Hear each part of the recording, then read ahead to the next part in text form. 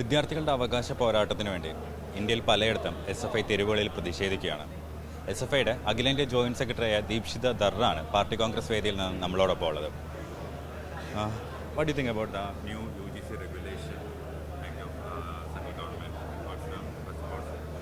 So the National Education Policy came up with this idea of deconstructing a state-sponsored education system that we have in India. The way it tried to centralize it, that the decision-making power were snatched away from the state governments to the central government directly. Earlier we know education had to be something that both the state and central government contribute together, not only in the funding but also conceptualizing. But right now it came like the central government is going to have a very homogenized, very hegemonic kind of a structure forced upon all the state governments. The way they are trying to come up with the 3-language formula, the way they are intervening in deploying who is going to be the vice chancellor.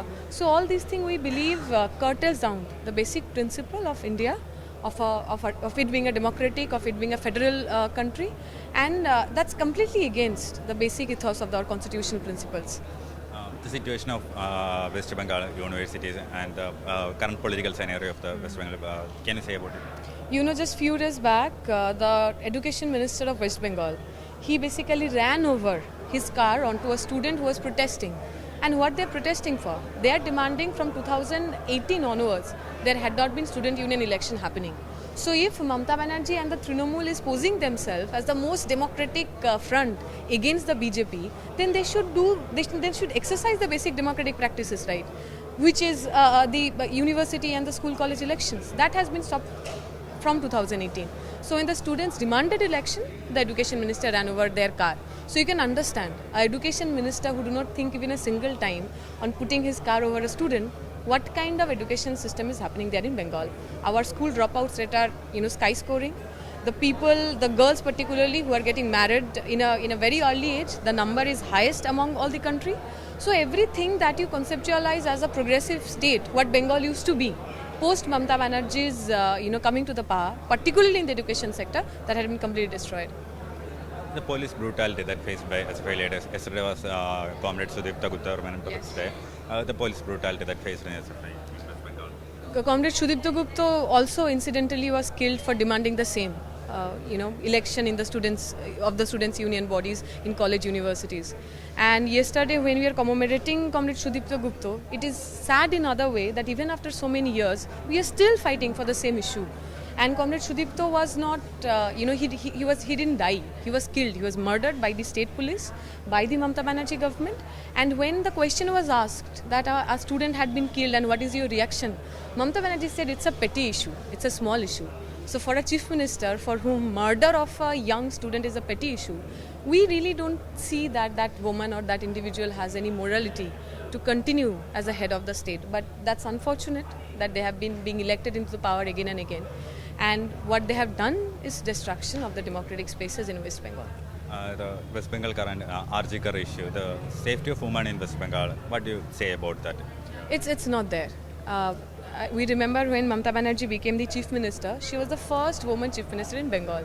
So a lot of people have this idea that at least the women are going to be more safe and secure. But during her time only, in 25th December, Park Street rape happened. And when that gang rape happened, and when that news came out, Mamata Banerjee said that these are all false narrative. These all are done to malign my government. So Mamata Banerjee was very clear from the very first day of her power that she is not going to stand for women, not going to stand for women's safety or security. She is here to rule. She is here to ensure that her people in her party are in position of power and they are able to do corruption and get money. Except that Mamata Banerjee does not care about neither the student, nor the woman, nor the working class people. In the current Indian politics, there was the socialism was not here, and the central government was ruled for a religion.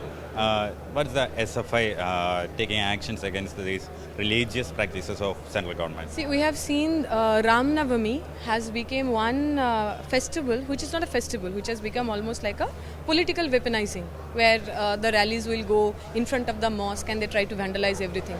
Just few days back, the SFI West Bengal has given a call that they are going to have camps across the state. So wherever keeping the Ram Navami in front, there are chances of communal escalation or communal fight happening, the SFI, the left is going to intervene, just the way you have intervened in 1992, just the way you have intervened in 2002, also during the Sikh riot in 1994. The left played a major role in ensuring the communal violence does not erupt in Bengal. This time also we have taken the same pledge.